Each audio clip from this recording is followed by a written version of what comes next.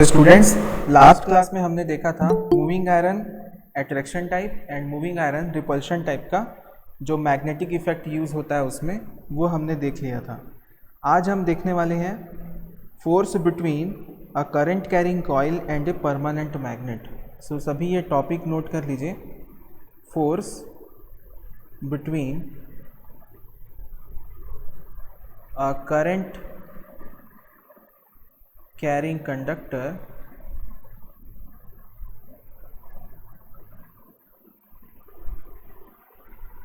and a permanent magnet।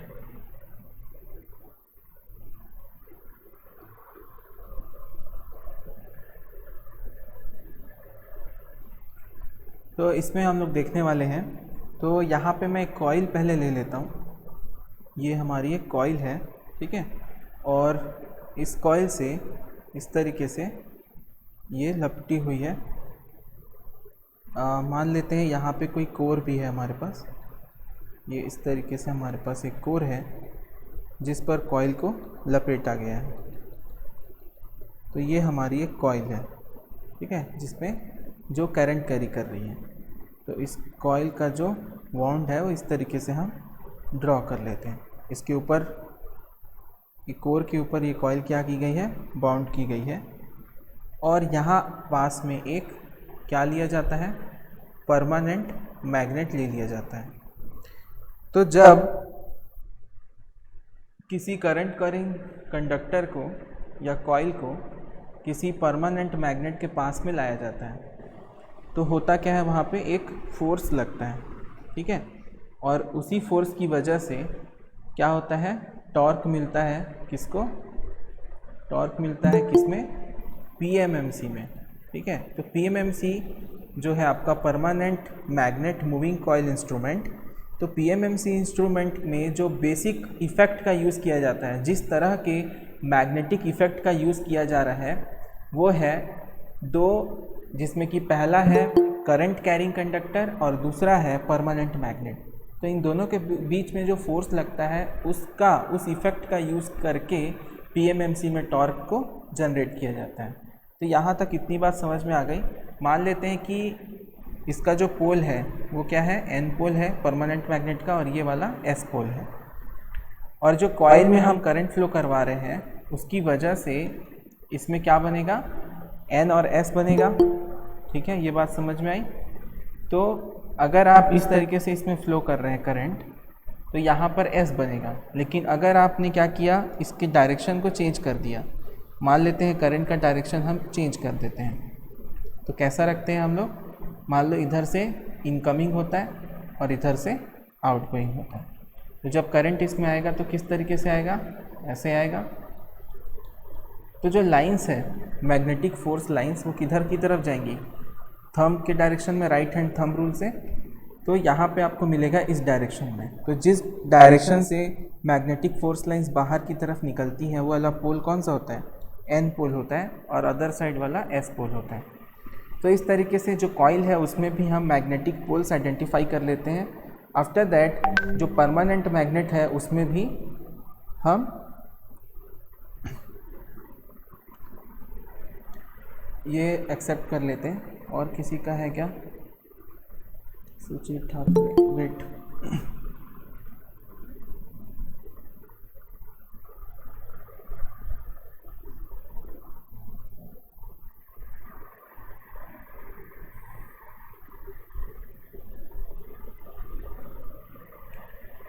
Okay. सो इन दोनों के बीच में जो फोर्स लगता है उस फोर्स को मैं रिपल्सन का फोर्स दूंगा। इस तरीके से फोर्स लगेगा। तो ये जो इफेक्ट होता है इसके का यही जो इफेक्ट यूज़ होता है आपका किसमें, पीएमएमसी में, ठीक है, जिसको हम क्या बोलते हैं, permanent magnet moving coil.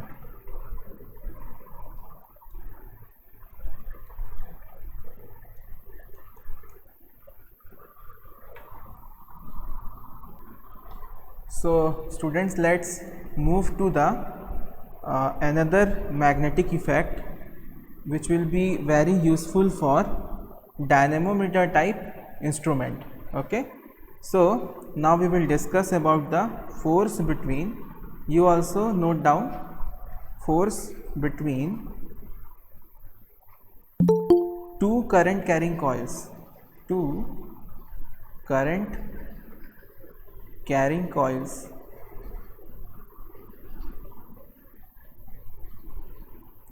okay. So let's take two cores. I am taking two cores like this.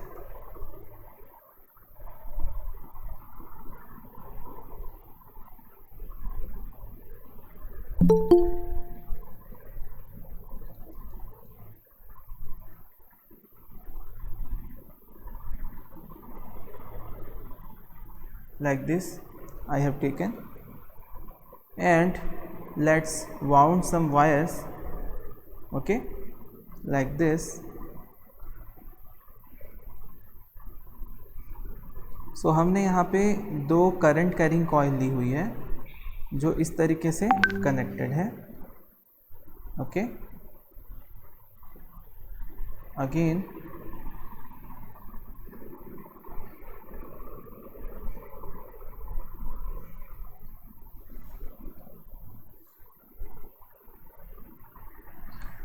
इस तरीके से आपस में कनेक्टेड है, और इसमें करंट का डायरेक्शन भी मैंने यहाँ पे रिप्रेजेंट कर दिया है। अगेन मैं यहाँ पे रिप्रेजेंट कर देता हूँ। तो इस तरीके की दो करंट कैरिंग कॉइल्स का हम यूज़ करते हैं। तो जिसमें क्या होता है, इसमें राइट हैंड रूल जो है आपका किसका, एम्पियर का थंब रूल है, amperes right hand thumb rule, उसका यूज़ करके हम इसमें निकाल सकते हैं direction of magnetic force lines. तो इस तरीके से इसमें करंट फ्लो होगा, और जो डायरेक्शन है वो आपका मिल जाएगा एन पोल इस तरफ में और एस पोल राइट साइड में। वैसे ही फिर से यहाँ पे मिल जाता है, इस पे कितना मिलेगा बताइए। एक सेकंड आप लोग और इसको गौर करिएगा। इस तरीके से एन और एस मिल गया, वैसे ही यहाँ पे क्या मिल जाएगा, ध्यान दीजिए, ऐसा यहाँ पे डायरेक्शन मिलेगा हमको लाइक दिस, और यहाँ पे आपको एन मिलेगा और यहाँ आपको एस मिल जाता है। तो यहाँ पे दोनों क्या है, अपोजिट पोल्स हैं, यहाँ एस है और यहाँ पे एन है। इसको हम कॉइल ए मान लेते हैं और इसको हम कॉइल बी मान लेते हैं ओके। तो यहाँ पे हमको देखने को मिलता है कि एक जो फोर्स है वो एक्ट करने लगता है ना। वो फोर्स कैसा होता है, अट्रैक्शन का। तो ये वाला जो कॉइल है राइट साइड पर कॉइल बी की तरफ, और कॉइल बी कॉइल ए की तरफ क्या होते हैं, अट्रैक्ट होते हैं। तो ये जो फोर्स है इसका यूज़ किया जाता है डायनेमोमीटर टाइप इंस्ट्रूमेंट में, डायनेमोमीटर टाइप इंस्ट्रूमेंट में इसका यूज़ किया जाता है। सो आपको यहाँ पे समझ आ ही गया होगा कि डायनेमोमीटर टाइप इंस्ट्रूमेंट में कैसा यूज़ किया जाता है इसका। ये दो टाइप के हम क्या करते हैं, करंट कैरिंग कॉइल यूज़ करते हैं, ठीक है। इसीलिए उसमें क्या होता है, इसको और क्या बोलते हैं, EMMC बोलते हैं। EMMC का मतलब है इलेक्ट्रोमैग्नेट मूविंग कॉइल। तो इसमें से एक को हम क्या मानते हैं, मूविंग कॉइल मानते हैं, और दूसरा क्या होता है, इलेक्ट्रोमैग्नेट होता है। एक्चुअल में है दोनों ही इलेक्ट्रोमैग्नेट ही, लेकिन ये नाम दिया गया है इसको इस तरीके से। तो आपका ये जो मैग्नेटिक इफेक्ट का जो पार्ट है वो सब क्लियर हो गया है। इसके बाद हम देखेंगे ऑपरेटिंग फोर्सेस के बारे में कि कितने टाइप से इलेक्ट्रोमैकेनिकल इंडिकेटिंग इंस्ट्रूमेंट्स में ऑपरेटिंग फोर्सेस होते हैं, वो इसके बाद हम लोग कंटिन्यू करेंगे। नाउ स्टूडेंट्स हम डिस्कस करेंगे इलेक्ट्रोमैकेनिकल इंडिकेटिंग इंस्ट्रूमेंट्स में जो ऑपरेटिंग फोर्सेस यूज़ किए जाते हैं उसके बारे में, कि कितने टाइप के ऑपरेटिंग फोर्सेस होते हैं उसको हम यहाँ पे स्टडी करेंगे, ऑपरेटिंग फोर्सेस को। सो ऑपरेटिंग फोर्सेस में अगर आप ध्यान दें तो कोई भी इंस्ट्रूमेंट में, है ना, किसी भी तरह का इंस्ट्रूमेंट है, अगर वो इलेक्ट्रोमैकेनिकल इंडिकेटिंग इंस्ट्रूमेंट है तो उसमें क्या होता है, एक पॉइंटर होता है, ठीक है। और ये कहाँ पे, एक स्केल पर क्या होता है, कैलिब्रेट करता है, किसी भी एक स्केल पर कैलिब्रेट करता है। यहाँ पे पैमाने बने होते हैं। तो इस पर क्या होता है, वो कैलिब्रेट करता है। तो इनिशियल 0 पॉइंट से ऊपर जाने के लिए इसको सबसे पहले एक फोर्स की रिक्वायरमेंट होती है, तो उसको हम बोलते हैं डिफ्लेक्टिंग फोर्स। आप लोग भी नोट करते जाइए, deflecting force.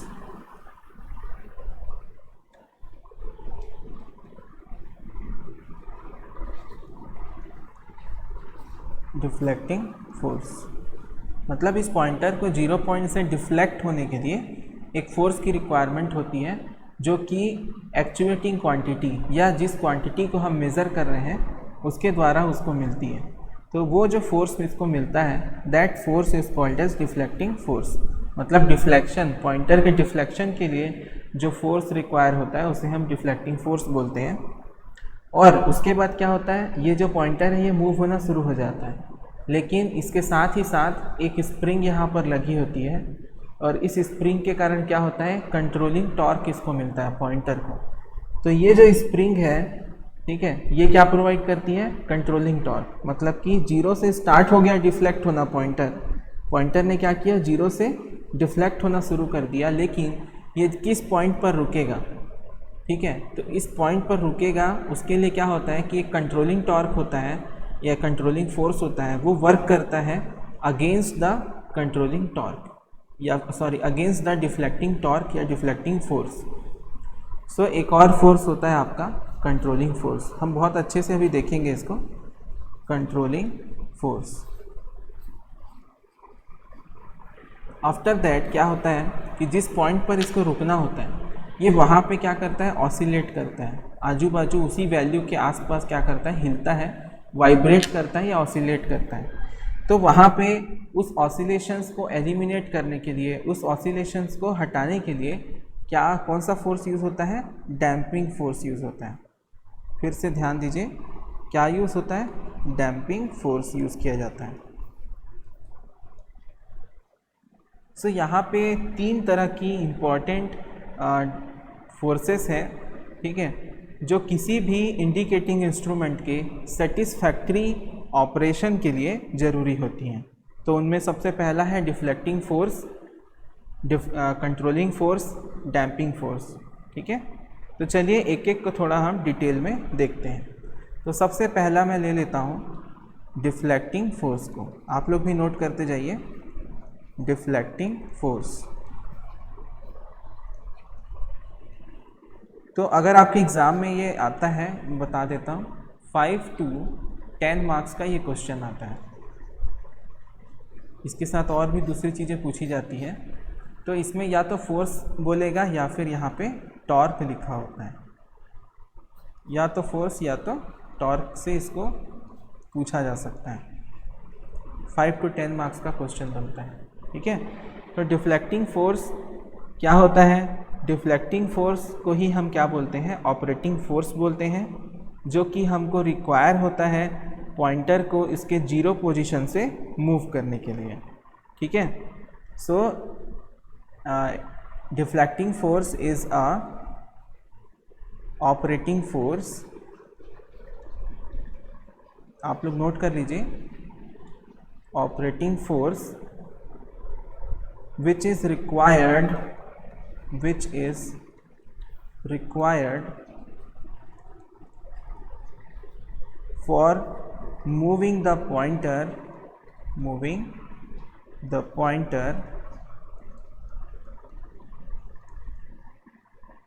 from its 0 position।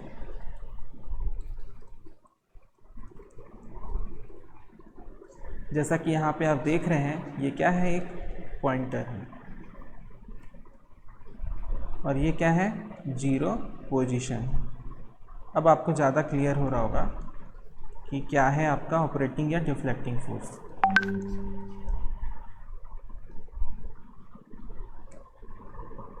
अब जो सिस्टम है, ठीक है, जो सिस्टम है वो क्या कर रहा है, आपका डिफ्लेक्टिंग फोर्स को प्रोड्यूस कर रहा है। वो सिस्टम, ऐसा मैकेनिज़्म जो इस डिफ्लेक्टिंग फोर्स को प्रोड्यूस करता है, उसको हम क्या बोलते हैं, डिफ्लेक्टिंग सिस्टम या फिर मूविंग सिस्टम बोलते हैं। क्या बोलेंगे, डिफ्लेक्टिंग सिस्टम या क्या बोलेंगे, moving system.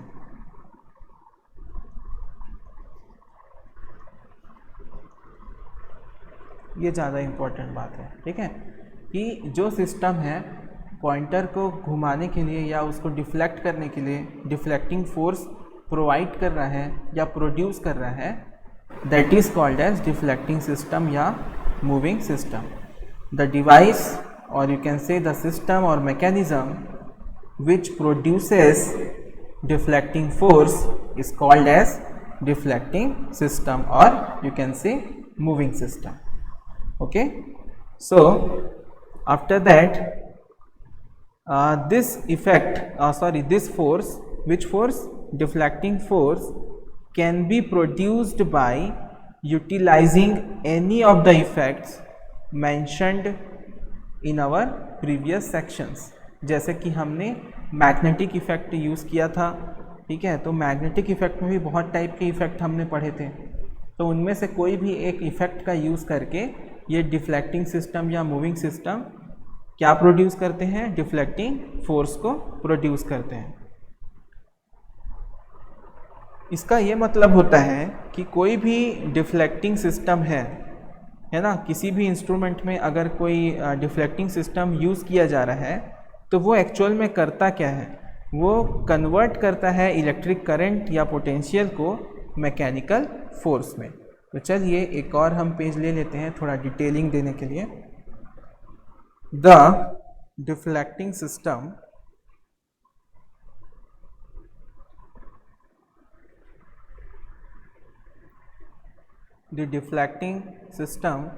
Of any instrument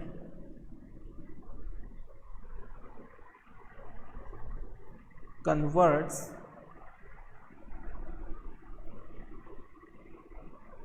electric current or potential into mechanical force।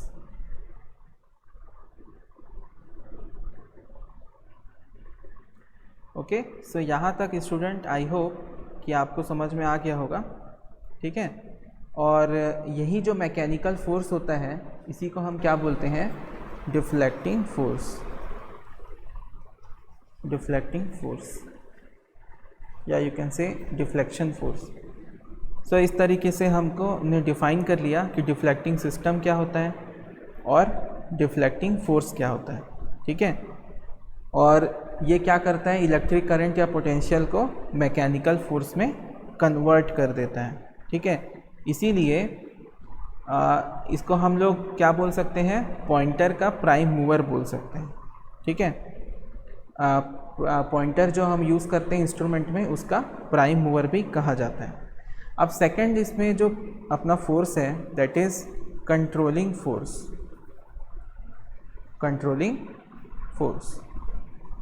So controlling force में जो जानने वाली चीज़ है कि ये किसके द्वारा रिक्वायर्ड होती है, ठीक है। तो इसमें क्या होता है कि जो फोर्स रिक्वायर होता है किसी भी इंडिकेटिंग इंस्ट्रूमेंट में, कंट्रोलिंग फोर्स जो कि रिक्वायर होता है किसी भी इंडिकेटिंग इंस्ट्रूमेंट में, ये इसलिए होता है ताकि ये जो डिफ्लेक्टिंग फोर्स है उसका अपोज कर सके, किसका, डिफ्लेक्टिंग फोर्स का अपोज कर सके। और इस डिफ्लेक्टिंग फोर्स को इस कंट्रोलिंग फोर्स को जो सिस्टम प्रोड्यूस करता है उसको हम क्या बोलते हैं, कंट्रोलिंग सिस्टम बोलते हैं। और ये मेनली दो चीज़ों के लिए काम में आता है, ठीक है। तो पहला काम क्या है कि डिफ्लेक्टिंग फोर्स के बराबर और उसके अपोजिट फोर्स जनरेट करना, ताकि जो आपका डिफ्लेक्शन हो रहा है पॉइंटर का वो एक प्रॉपर वैल्यू पर जा करके रुक सके। और दूसरा, जब हम इलेक्ट्रिक करंट या जिस क्वांटिटी को हम मेज़र कर रहे हैं उसको जब हम हटा लें, स्विच ऑफ कर दें, उस टाइम पर जो हमारा पॉइंटर है वो वापस जीरो पोजीशन पर आ जाए। तो इस तरीके से कंट्रोलिंग फोर्स है। चलिए इसको भी नोट कर लीजिए आप लोग। This force is required in A, note कर लीजिए आप लोग भी, this force is required required in a in an instrument in order that the current produces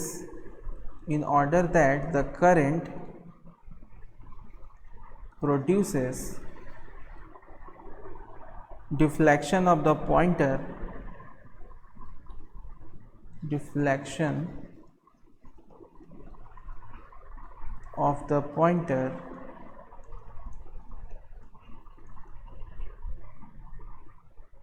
proportional to its magnitude.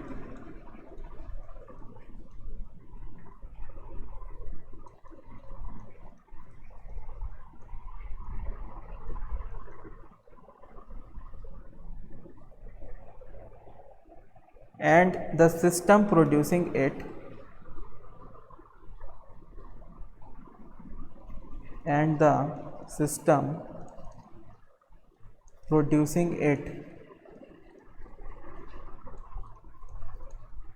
called as controlling system.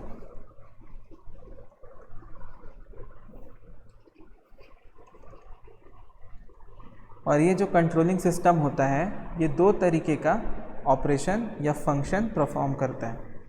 तो two functions are performed by controlling force.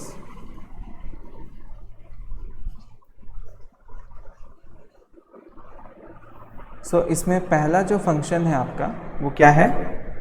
To produce a force. Note कर लीजिए, to produce a force equal and opposite to the deflecting force.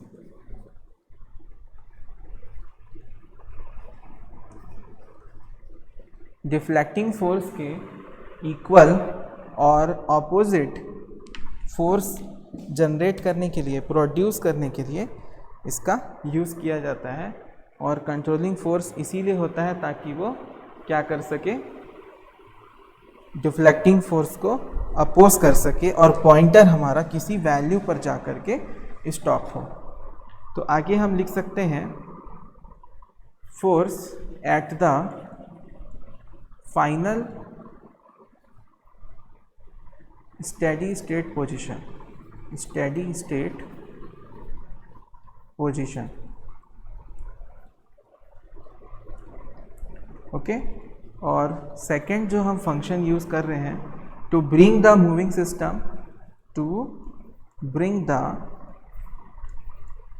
System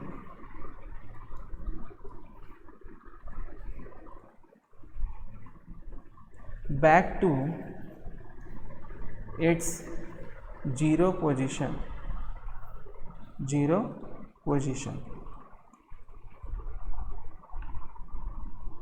When the deflecting force is 0. सो ये दो functions हैं यहाँ पे जो काफ़ी इम्पॉर्टेंट है. और जनरली जो कंट्रोलिंग फोर्स जनरेट किया जाता है वो किया जाता है एक सिस्टम होता है स्प्रिंग के द्वारा. तो यहाँ पे कॉमनली यूज्ड कंट्रोलिंग सिस्टम जो यहाँ पे हम एम्प्लॉय करेंगे, controlling system is spring and gravity control. तो ज़्यादातर यही दो यूज़ किया जाता है और इन्हीं दो के बारे में हमको आगे जानना है. चलिए एक और मैं आपको थर्ड जो फोर्स है बहुत इम्पॉर्टेंट उसके बारे में बता देता हूँ. Third is damping force.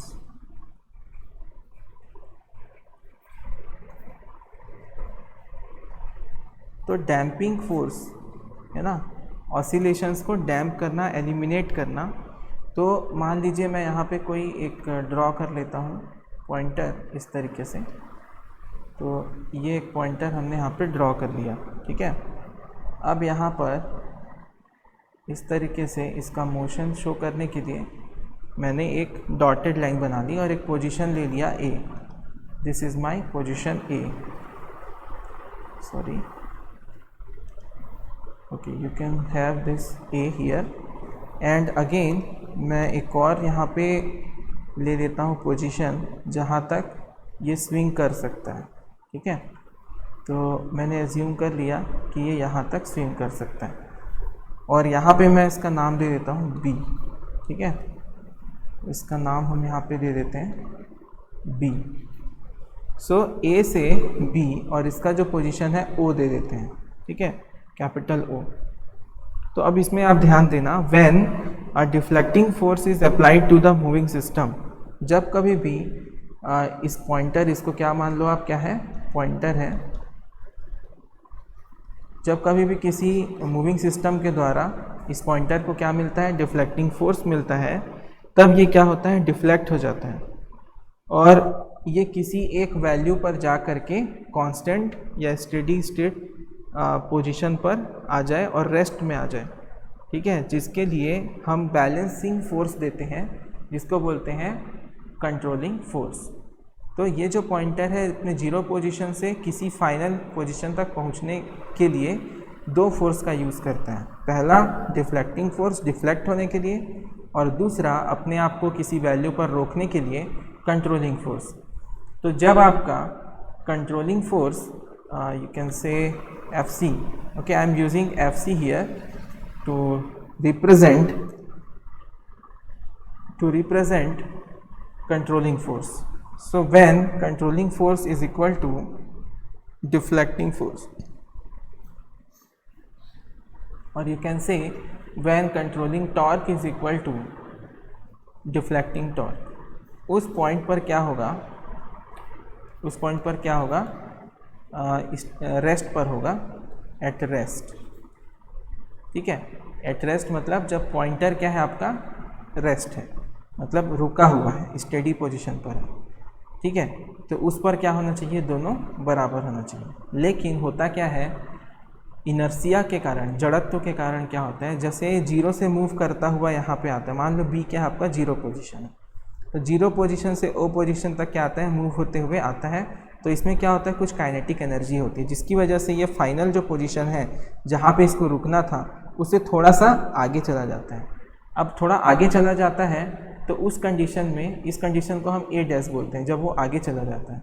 तो एट ए डैश क्या होता है यहाँ पे, एट ए डैश आपका जो फोर्स है FC, that is greater than FT। तो होता क्या है कि जो कंट्रोलिंग टॉर्क है या कंट्रोलिंग फोर्स है, वो पॉइंटर को कहाँ लाना चाहते हैं, जीरो पर लेना चाहते हैं। तो इस डायरेक्शन में क्या लगता है आपका, FC लगता है, मैं यहाँ लिख भी देता हूँ FC, और इस डायरेक्शन में क्या लगता है आपका, FD लगता है। तो जब ए पॉइंट पर जाता है तो FC ज़्यादा हो जाता है और FD कम हो जाता है। इसकी वजह से ये फिर से वापस आता है किसी सर्टेन पोजीशन O पर, O से लेकिन आगे निकल जाता है, क्योंकि फिर इसका काइनेटिक एनर्जी इसके साथ होता है। तो यहाँ पे जड़त्व के कारण ये थोड़ा आगे निकल जाता है B डैश पर। तो अब एट B डैश वाली पोजीशन पर जो आपका डिफ्लेक्टिंग फोर्स है, that is greater than FC।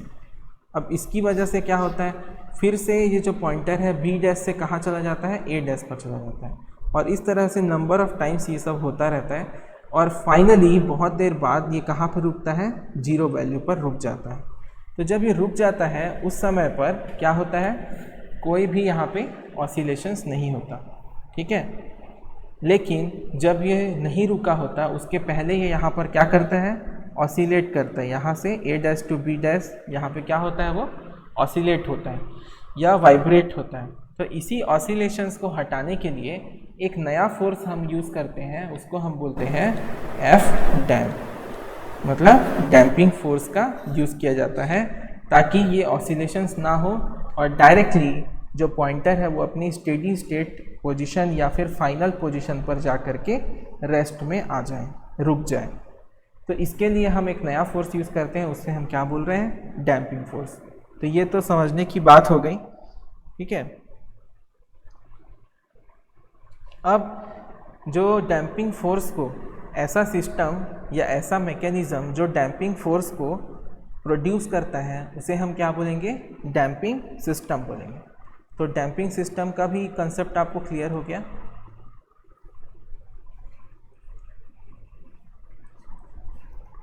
The system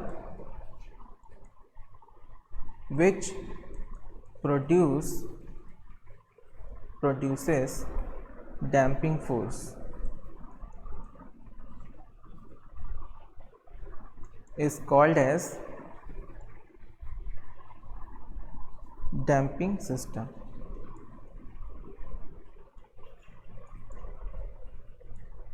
and damping force के बारे में आप क्या जानते हैं? डैम्पिंग फोर्स, तो damping force is a force which eliminates or you can say remove oscillations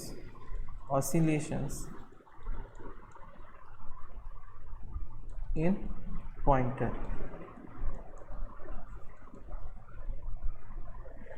तो पॉइंटर में जो ऑसिलेशंस होते हैं उनको एलिमिनेट करने का काम कौन करता है? डैम्पिंग फोर्स करता है। और डैम्पिंग सिस्टम क्या होता है? ऐसा सिस्टम जो कि डैम्पिंग फोर्स को प्रोड्यूस करता है, that is called as damping system.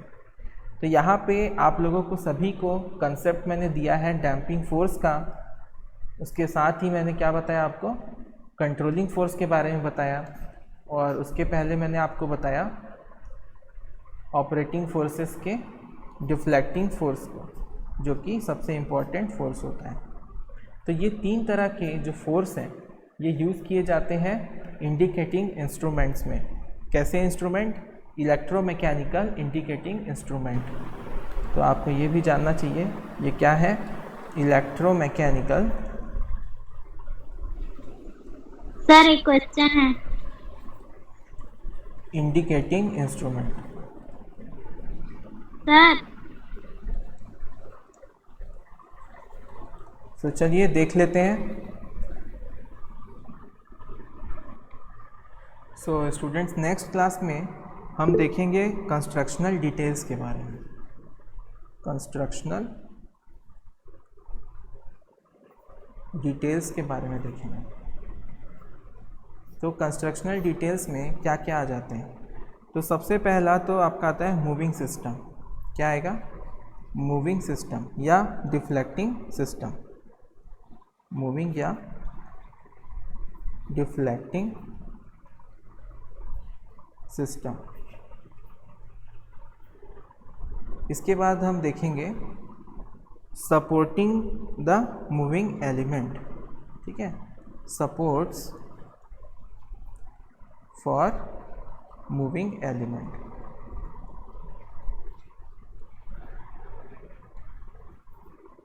अब इसमें और क्या है? Types of support.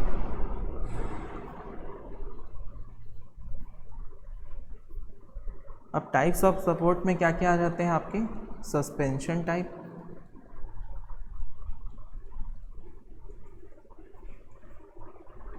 और क्या आ जाता है? टॉर्च सस्पेंशन आ जाता है,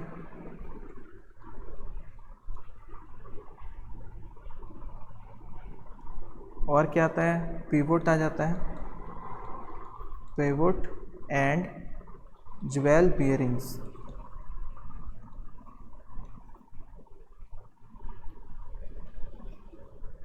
तो ये सब टाइप हैं आपके, टाइप ऑफ सपोर्ट के, किस तरीके का सपोर्ट हम मूविंग सिस्टम को देते हैं। ठीक है, इसके बाद आता है आपका बैलेंसिंग। थर्ड जो आपका एलिमेंट है कंस्ट्रक्शन का, दैट इज़ बैलेंसिंग। बैलेंसिंग से मतलब है आपका कंट्रोलिंग से। जो कंट्रोलिंग टॉर्क हम यूज़ करते हैं, कंट्रोलिंग सिस्टम, इससे रिलेटेड है। तो बैलेंसिंग में क्या क्या यूज़ किया जाता है? तो बैलेंसिंग में आप क्या यूज़ कर सकते हैं? कंट्रोल वेट्स का,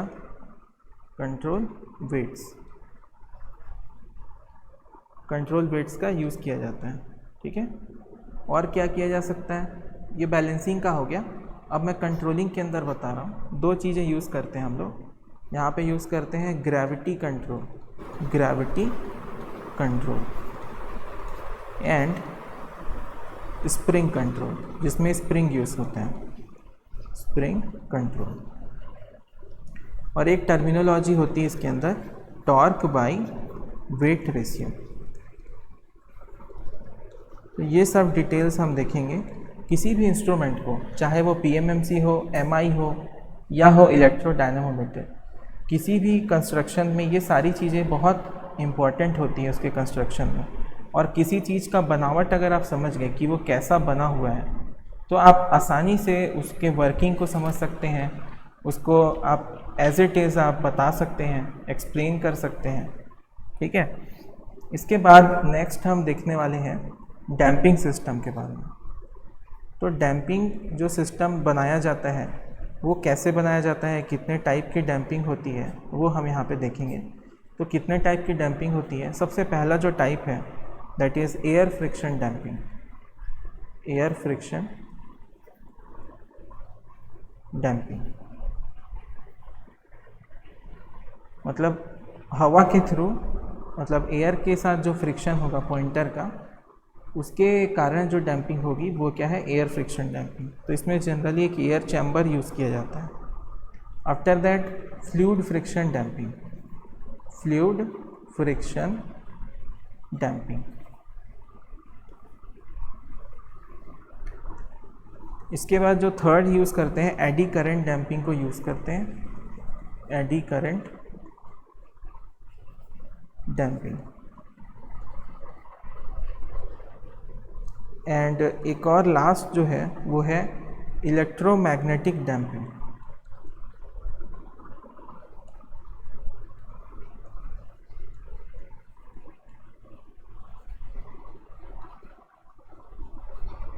सो आपके पास यहाँ पे 4 टाइप के डैम्पिंग सिस्टम यूज़ होते हैं। और एग्ज़ाम में क्या आता है कि किस डैम्पिंग सिस्टम को कहाँ पे किस इंस्ट्रूमेंट के लिए यूज़ किया जाता है, मतलब किस इंस्ट्रूमेंट के लिए कौन सा डैम्पिंग सिस्टम ज़्यादा बेनिफिशियल होता है।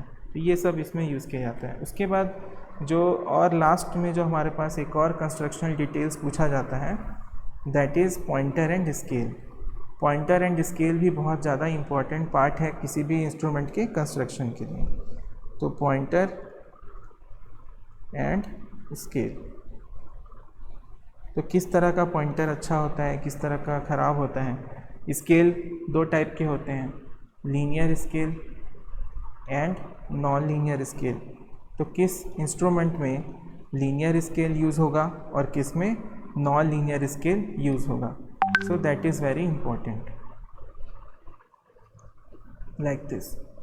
एंड पॉइंटर में भी होता है जिसमें आपका नाइफ एज पॉइंटर यूज़ किया जाता है, नाइफ एज पॉइंटर, इस तरीके का पॉइंटर उसमें यूज़ किया जाता है। सो आगे नेक्स्ट जो क्लास हम कर लेंगे उसमें मैं आपको ये पूरे पॉइंट्स क्लियर करूँगा।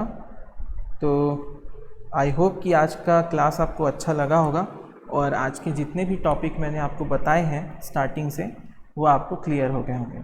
सबसे पहले हमने देखा था force between a current carrying conductor and a permanent magnet, जिसमें PMMC कॉइल जो होता है, PMMC इंस्ट्रूमेंट होता है, उसमें इस इफेक्ट का यूज़ किया जाता है। इसमें हमने एक क्या लिया हुआ था, करंट कैरिंग कंडक्टर लिया हुआ था, जो कि ये कॉइल बता रहा है करंट कैरिंग कंडक्टर को, और साथ में एक परमानेंट मैग्नेट लिया था और उनके बीच क्या हो रहा था, फोर्स लग रहा था। तो इसी फोर्स का यूज़ करके पॉइंटर को डिफ्लेक्ट किया जाता है।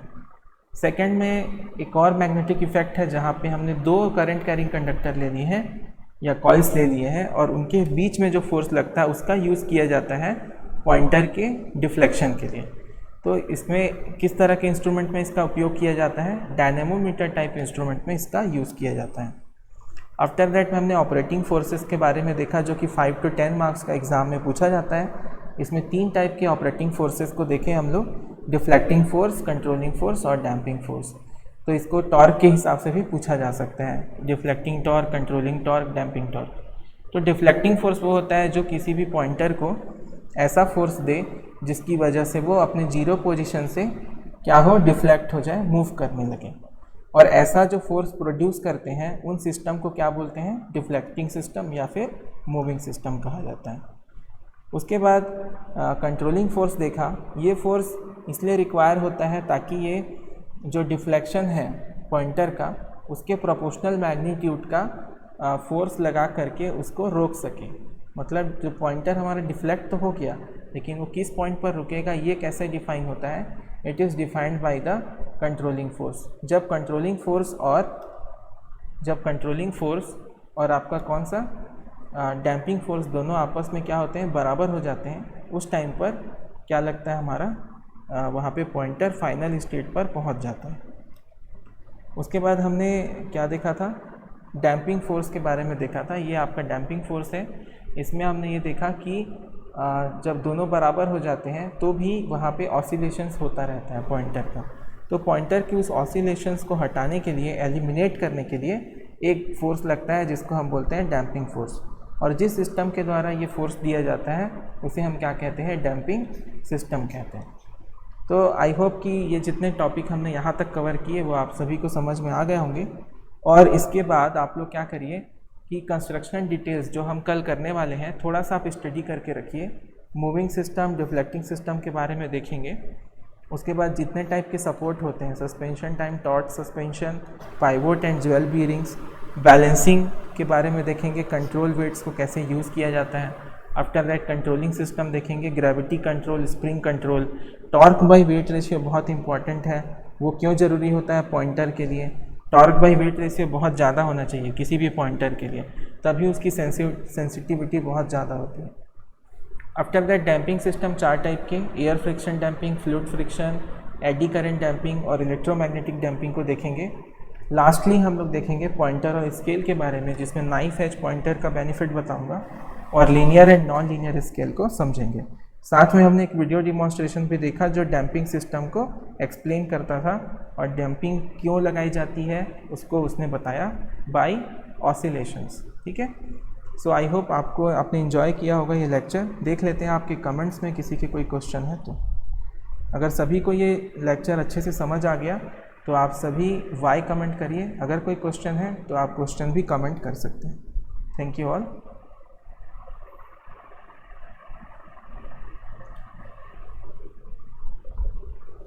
जीवेश कुछ पूछना चाह रहे हो आप? और डीसी ट्रांसफ़र कल? सर मशीन 1 की क्लासेस कब स्टार्ट होगी? नहीं हुई है क्या अभी तक start?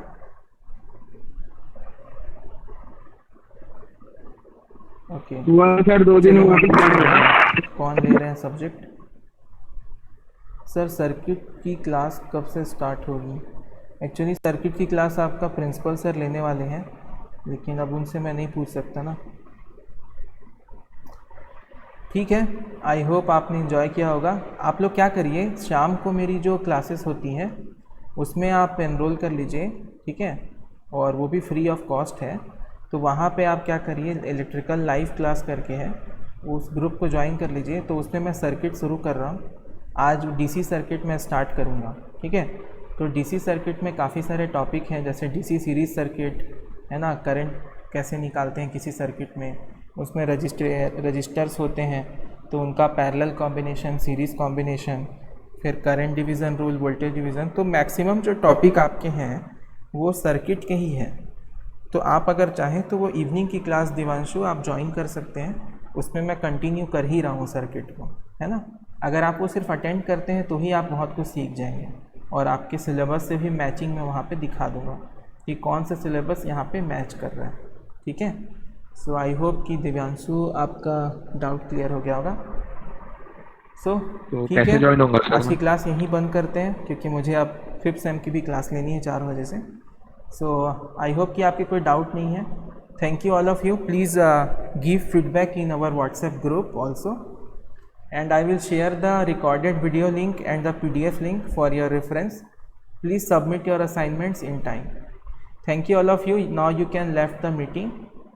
Now we will continue in our next class. Thank you all of you.